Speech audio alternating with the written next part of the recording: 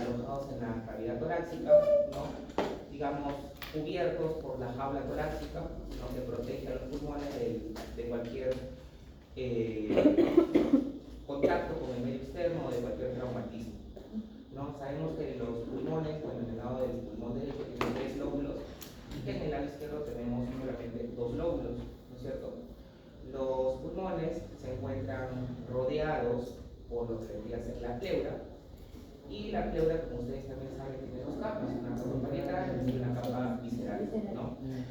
Entre estas 2 capas se encuentra el famoso líquido pleural, que en cantidad no es mucha, solamente será algo de 5 hasta 15 mililitros, es casi nada para recubrir todos los pulmones, de tal forma que estas 2 capas se encuentran casi pegaditas.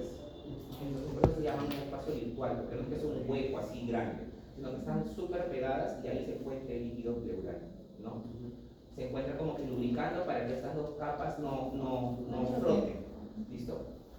Por eso se llama espacio virtual, porque es un espacio bastante delgado, que prácticamente es indistinguible a la macroscopía. Bueno, los pulmones van a tener como la unidad funcional al alveolo pulmonar, ¿no? Así cuando hablamos del riñón hablamos de la nefrona. En el caso del pulmón, pues tenemos el alveolo, que ya luego vamos a ver un poquito más de eso, ¿ya? Muy bien. Los pulmones, bueno, ya hablando sobre la vía respiratoria.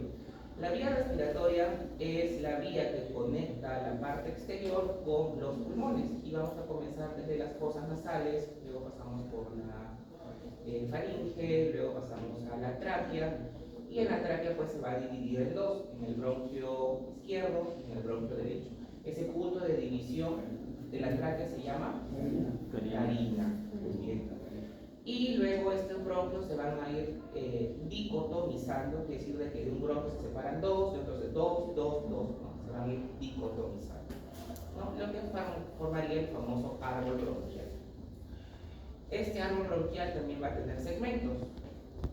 ¿Se acuerdan? Apical posterior, basal, eso revisen, ¿ya?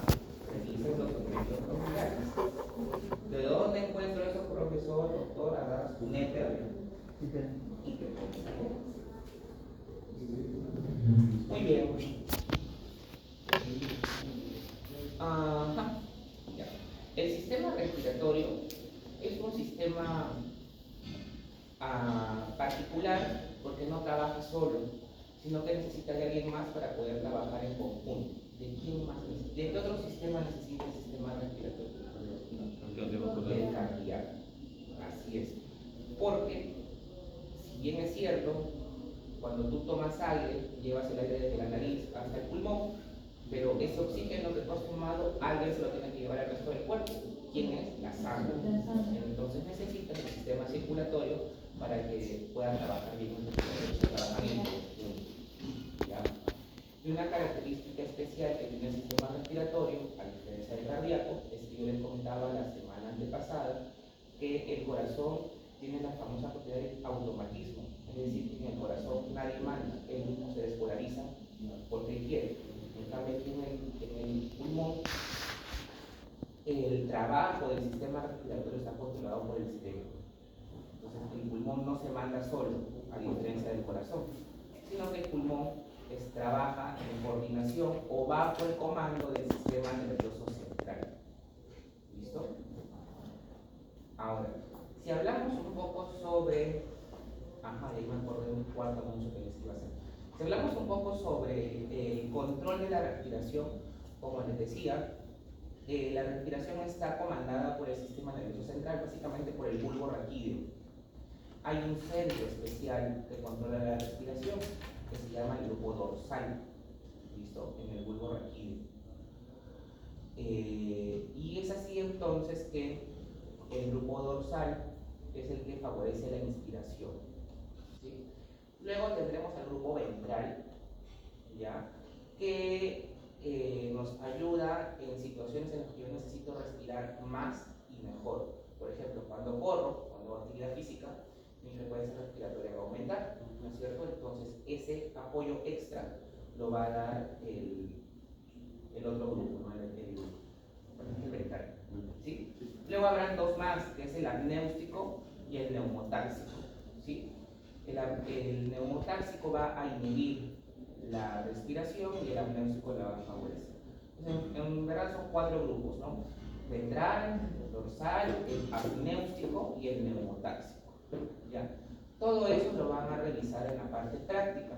Y eso me lleva al cuarto anuncio, haciendo un paréntesis, que también se lo comenté a su delegada y al otro muchacho del otro líder del otro salón, es que en las exposiciones que ustedes tienen con la doctora Quispe, las he reorganizado, ¿sí? Porque como estamos atrasados una semana, a veces las exposiciones no coincidían con la teoría. Entonces, hoy día, como tienen la teoría de respiratorio, se supone que en la práctica lo que van a exponer pues justamente va a ser eso, va a ser ventilación pulmonar, insuficiencia respiratoria, ¿ya? Me avisas si no es así, ¿ya? Y la próxima, y también he tenido en cuenta que la próxima semana, como es el LRPD, ya no va a haber tiempo para que exponga. Entonces, esa semana 10 solamente le he colocado como sin exposiciones, solamente el LRPD. Entonces, hay una reorganización de eso, ¿ya? Bueno, volvamos a lo que estábamos hablando. Entonces ya hablamos sobre el control de la respiración, ¿ya? Ahora, este dibujito lo saqué del libro de Fisiología de Boron, ¿listo? Entonces para este capítulo yo les recomiendo que aparte de leer a Galton, que Galton nunca debe de faltar, aparte de Galton den una chequeada a Boron, ¿ya? Boron también está en el Blackboard, en la semana 1, se les debería curar por esos libros para él, que son buenazos. Bueno, Boron también está en la semana 1, ¿ya? Entonces si no lo han descargado, no descarguenlo y den una mirada a Boron, porque tiene una visión un poquito diferente, o sea, le enfoca diferente de como lo enfoca Galton, ¿ya? Bueno, el de Boron, ¿no? Dice algo que no dice Galton en este sentido, de que para Boron dice que la respiración, ¿no? Está formada por 4 componentes. Un componente que es externo, una convección externa que, como les decía, está básicamente dada por el centro del control de la respiración, es decir, por el bulbo raquídeo que ustedes están viendo acá.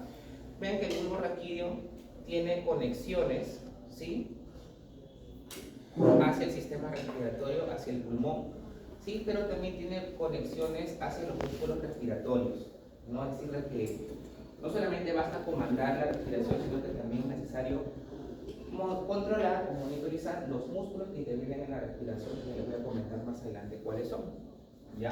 Vean también que estas neuronas tienen un sensor de oxígeno, un sensor de CO2 y un sensor de pH. Yo diría que de esos el más importante es el sensor de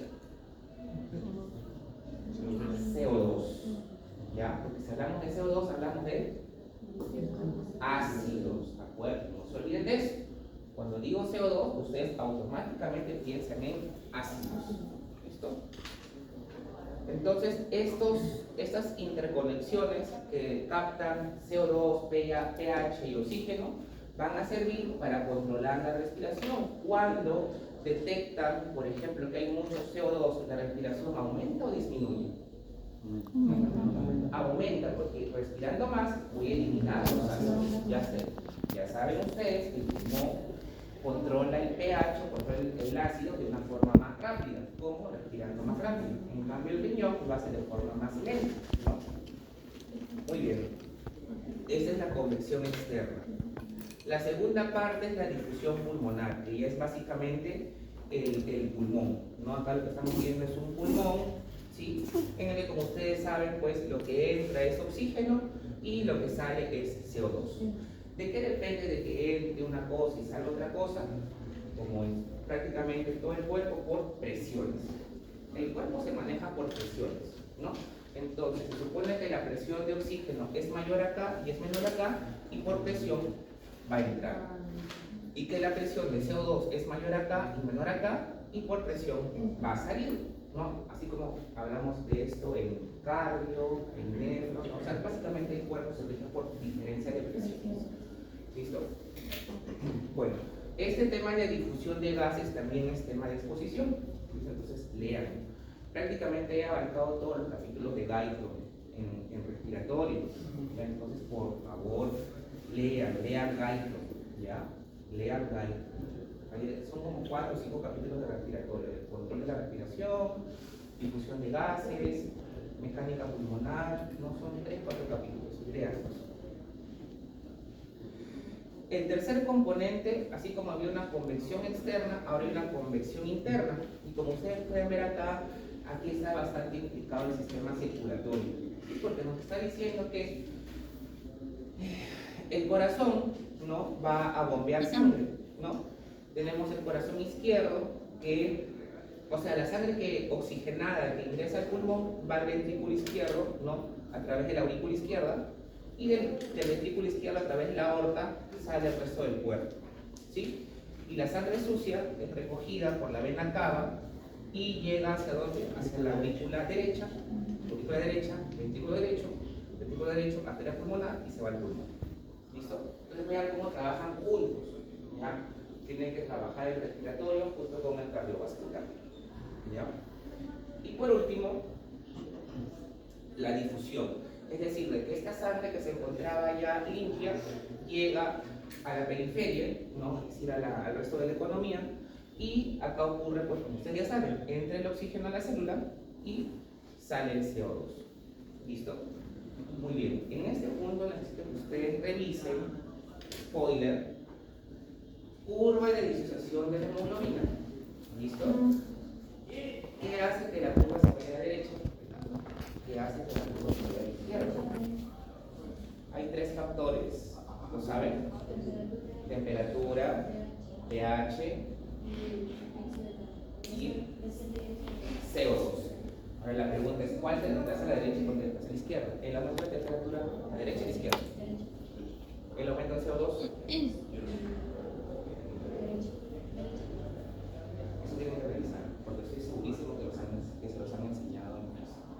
¿No? Otra cosa que tienen que revisar son 2 efectos: el efecto Bohr y el efecto Haldane. Efecto Bohr y efecto Haldane.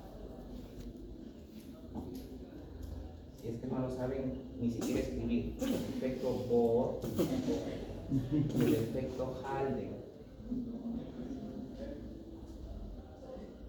El efecto Bohr y el efecto Haldane. Para Galton, dice que los componentes de la respiración son 4 cosas: la ventilación, la difusión, el transporte y la regulación de la respiración. Es lo mismo prácticamente, si no lo enfocan de forma diferente. Por eso les digo, utilicen un poquito de boron, porque las figuritas de boron son bien bonitas. ¿Ya? Entonces, bueno, ahí tienen lo que dice boron y lo que dice Galton. Esta figurita sacada de Galton es para ver los 2 grandes movimientos de la respiración, que como ustedes ya saben son pues la inspiración y la expiración, ¿no? La expiración con S, no con X. ¿No? ¿Qué significa expirar con X? Vencer. Expirar con X, ¿qué significa? Tensión. Un producto se venció. Expirar con X es morirse. ¿Ya? Morirse. No leo la Biblia y Jesús expiró. Bueno, entonces, en el movimiento de inspiración, lo que va a producirse es una entrada masiva de aire, ¿no? Y para que entre el aire al pulmón, entonces la caja torácica tiene que expandirse. Y el diafragma, por lo tanto, subirá o bajará. Bajará. ¿Quién dice que baja? Levanten la mano. Sin miedo. ¿Una nada más? 2. Un día preguntó Flores. 3, 4. Ya. ¿Y quién es el que sube? 4 nada más dijeron en la opción anterior y el resto no, ni sube ni baja. Durante la inspiración lo que yo necesito es que el pulmón se expanda. Entonces el diafragma baja. Porque si sube, ¿a dónde se va a expandir el pulmón? Si lo tienen atrapado. El diafragma baja para que el pulmón se expanda. Entonces durante la inspiración el diafragma desciende, baja. ¿Listo? Muy bien. Entonces, el músculo principal de la inspiración va a ser el diafragma. Pero también tendremos los intercostales, ¿no? Los intercostales externos. ¿Ya? Muy bien. Durante la inspiración, entonces, lo que va a ocurrir es una expansión de la caja torácica. Galton dice que se expande en un 20%. ¿Ya? Muy bien. Ahora, ¿qué cambios van a ocurrir? Las costillas, que normalmente son hacia abajo, van a ir casi en sentido horizontal, o sea, se van a levantar, ¿no? Miren acá que está bajando y acá están como que un poco levantadas, ¿sí? O sea que va a cambiar la orientación de las costillas, es uno. Y por otro lado, los espacios entre las costillas, los espacios intercostales también van a aumentar. De esa forma se va a expandir el pulmón y de esa forma va a entrar el aire. ¿Listo? El otro movimiento, acá vean, aumento del diámetro anteroposterior, la caja costal elevada, el diafragma se contrae, por eso que baja. ¿Ya? Muy bien. El otro movimiento sería el movimiento de expiración. Y durante la expiración más bien el diafragma va a subir. Sube para que empuje el pulmón y de esa forma el pulmón bote el aire. ¿Listo? Entonces acá van a intervenir los intercostales internos. ¿Ya? Ahora, si ustedes leen el libro, van a mencionarles otros músculos, como por ejemplo los escalenos, el esternocleidomastoideo y por ahí el que se me escapa.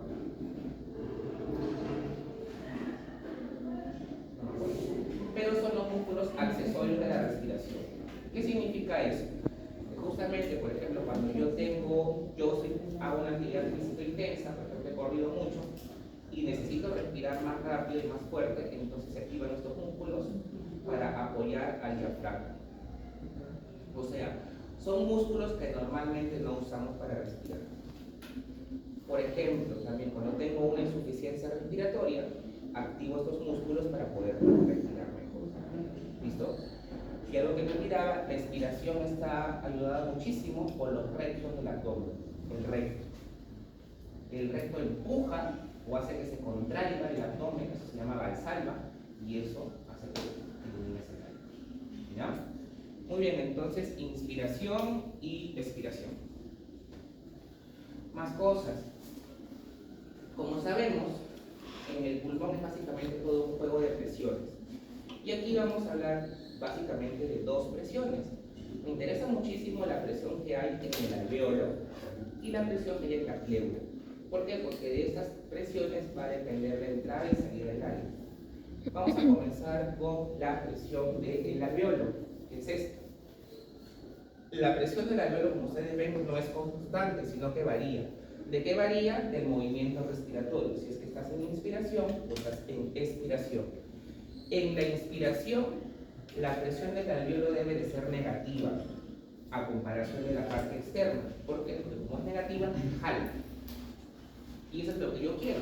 Quiero jalar el aire que está a mi alrededor hacia mí. Es por eso que en ese momento la inspiración y el alveolo tiene que tener una presión negativa para que pueda jalar el aire de afuera. ¿Qué tan negativa? -1. ¿Ya?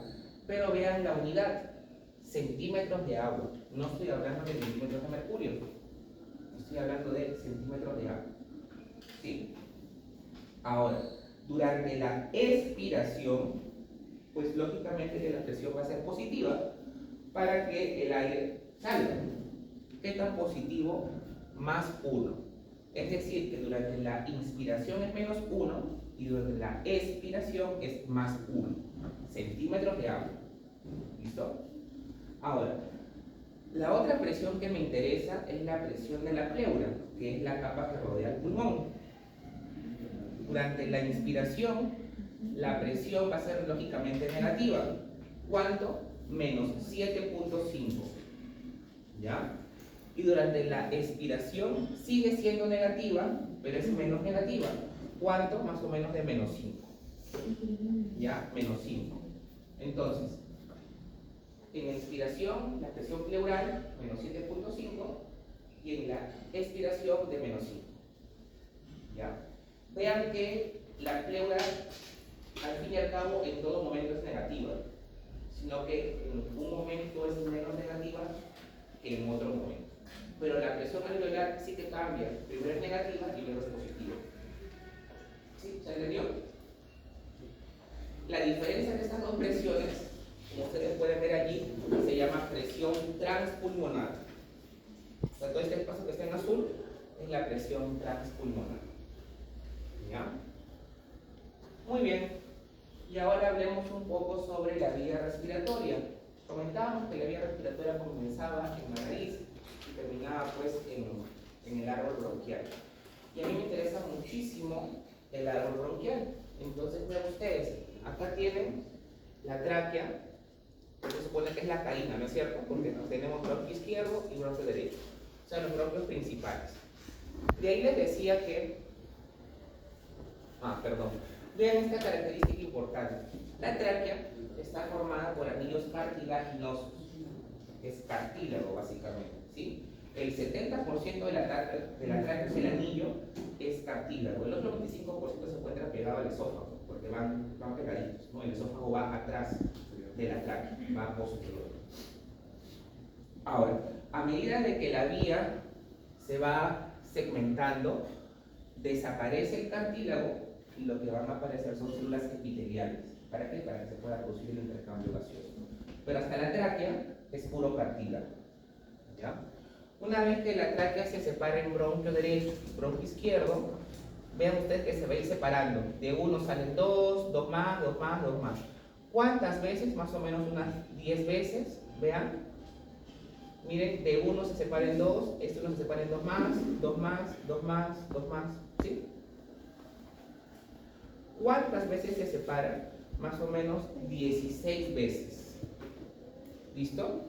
O sea, la vía aérea se segmenta hasta este punto en unas 16 veces. ¿Cuál es la función de esta parte del sistema aéreo? Simplemente llevar y traer el aire. Entra y sale aire, nada más. Sin embargo, a partir de la vía 17, ¿sí? Se separa nuevamente. De uno salen dos, dos más, dos más. ¿Cuántas veces más se separan? Hasta la dicotomización 23. O sea, se separan unas 7 veces más. ¿Ya? Esta zona, de la 17 a la 23, se llama zona respiratoria. Acá no está, pero ya les digo, de la 1 a la 16, zona de conducción. Y de la 17 a la 23, zona respiratoria. ¿Por qué estoy haciendo hincapié en esto? Porque resulta que en la zona respiratoria, o sea, a partir de la 17 en adelante, ya se produce el intercambio gaseoso.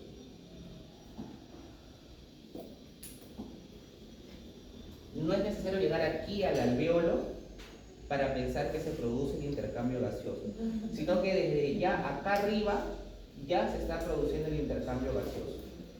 ¿Sí? El último segmento, la vía 16, se llama bronquiolo terminal.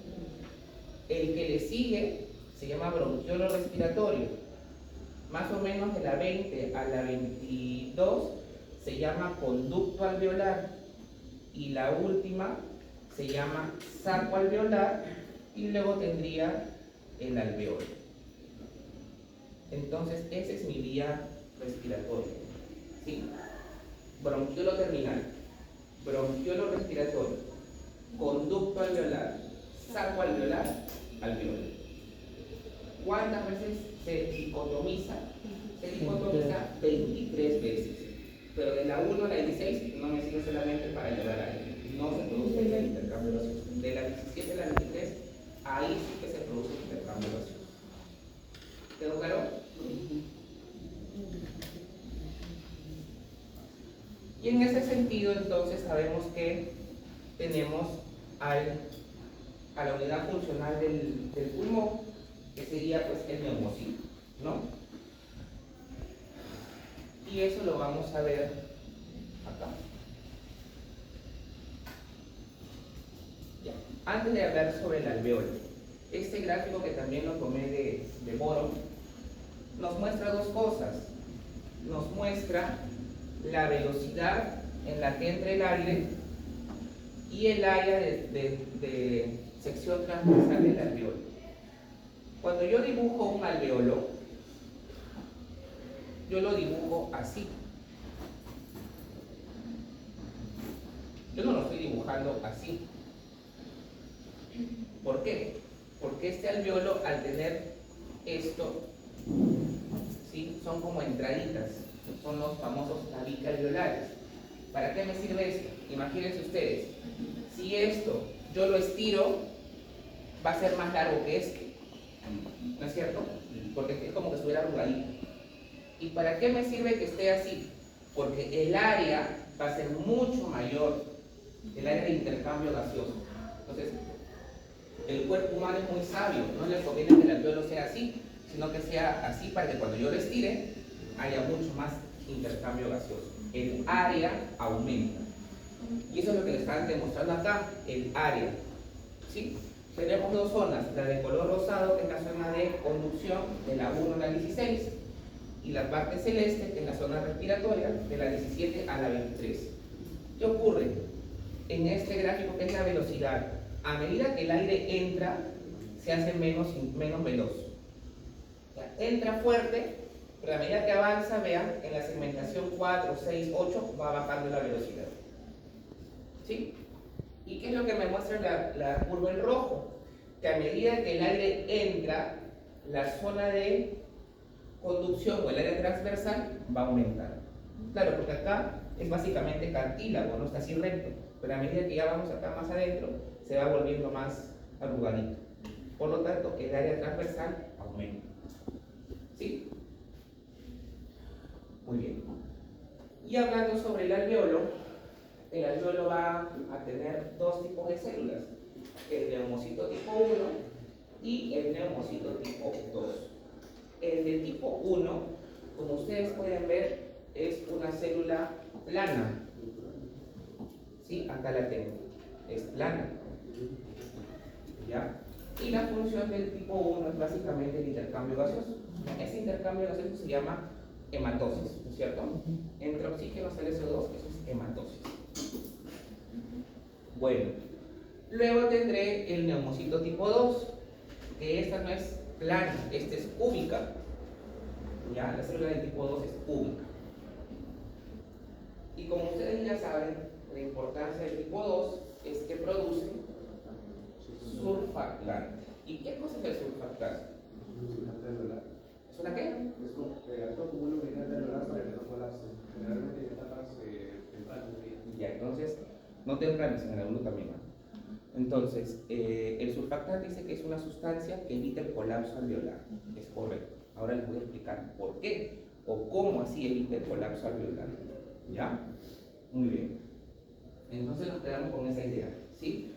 Que el neumocito tipo 2 es el que produce surfactante. ¿Ya?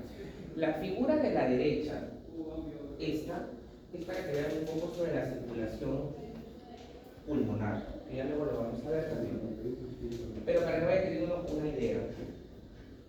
El pulmón, como ustedes saben, va a recibir sangre sucia de la arteria pulmonar, ¿no es cierto? La arteria pulmonar es la única arteria en el cuerpo que lleva sangre desoxigenada. Llega al alveolo, se produce el intercambio gaseoso y por la vena pulmonar regresa al corazón. La vena pulmonar es la única vena en el cuerpo que más bien va a llevar sangre oxigenada, porque normalmente las venas llevan sangre desoxigenada. Ahora, la pregunta sería, el pulmón, así como cualquier otro órgano, necesita irrigación, ¿no es cierto? Por ejemplo, en el corazón dijimos que lo que los irriga son las coronarias, ¿no es cierto? ¿Y el pulmón quién lo irriga? ¿Pero bronquiales? Las arterias bronquiales, rama de... ¿Rama de quién? ¿Coronaria? Rama de las coronarias, no, estás fumado. ¿De dónde salen las bronquiales?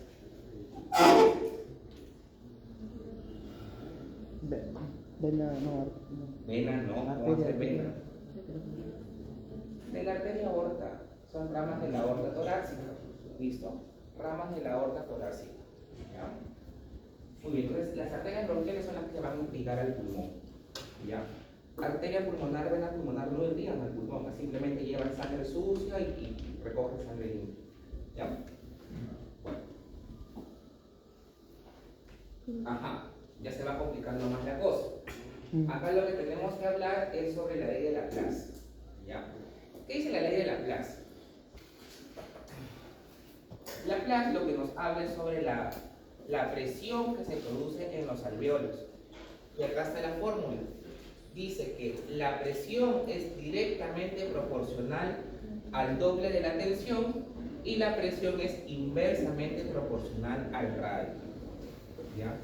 En buen romano, ¿qué significa esto? Que a mayor presión, mayor tensión, pero a mayor presión, menor radio. ¿Listo? Vamos a escribirlo acá. A mayor presión, mayor tensión. Pero también dice que a mayor presión, menor radio. El radio del alveolo. ¿Listo? Ahora, vean ustedes esto. Tengo un alveolo grande y tengo un alveolo chiquito. ¿Sí? El radio, se supone que el radio es la mitad de del círculo, ¿no es cierto? Eso lo saben por matemática, ¿no? La mitad de esto es el radio. Acá me dicen que el radio es 0,010 y aquí me dicen que el radio es 0,005. O sea que este tiene menor radio, por lógica. Según la ley de Laplace, ¿dónde hay mayor presión? ¿En A o en B? En B. En B. ¿Por qué en B? Porque hay menor presión de radio. Mayor presión, menor radio. Porque a mayor presión, menor radio. Yo diría que acá que a menor radio, mayor presión. Como este tiene menor radio, tiene más presión. Este tiene más radio, tiene menos presión. Muy bien. Ahora, entonces, la siguiente pregunta sería: ¿cuál de esos dos, A o B, se va a colapsar más rápido? ¿A o B?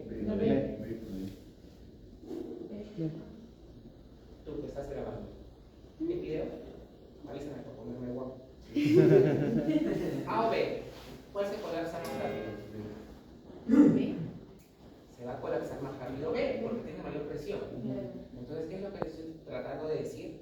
Que los alveolos pequeños se van a colapsar más rápido que los grandes. Eso es lo que les trato de decir. ¿Por qué, doctor, el alveolo pequeño se colapsa más rápido? Por Laplace. Por la ley de Laplace. ¿Ya? Muy bien. Y acá han puesto un ejemplo random.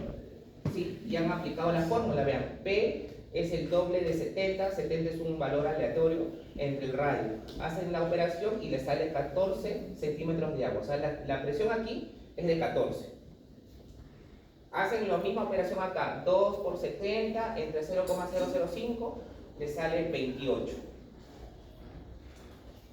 Vean que en el alveolo chiquito la presión es casi el doble, 28, y en el grande es 14. Por eso que el pequeño se colapsa más rápido que el grande.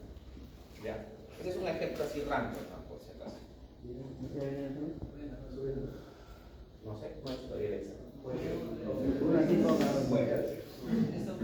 No, ya sabemos que el alveolo chiquito se colapsa más rápido. Eso ya no se pregunta el examen. Pues. Ya. Ahora, comentábamos que el neumocito tipo 2 produce surfactante. Bueno, lo que hace el surfactante es, como dijo por ayer, era que evitar que el alveolo se colapse. Pero ¿cómo hace para que el alveolo no se colapse? Es porque va a disminuir la tensión superficial. ¿Qué cosa es la tensión superficial? Normalmente el agua va a ejercer una presión, va a tender a jalar. Por ejemplo, si yo tengo, acá miren, supongamos que esto sea un vaso de agua, acá está el agua. Entonces, el borde superior del agua siempre va a tender a jalar el aire hacia ella. ¿Sí? O sea, el límite superior del vaso de agua te jala aire. ¿Ya? Pero, ahora lo trasladamos igual acá, al alveolo. En el alveolo, esta parte que ustedes ven de color celeste es una interfase de agua.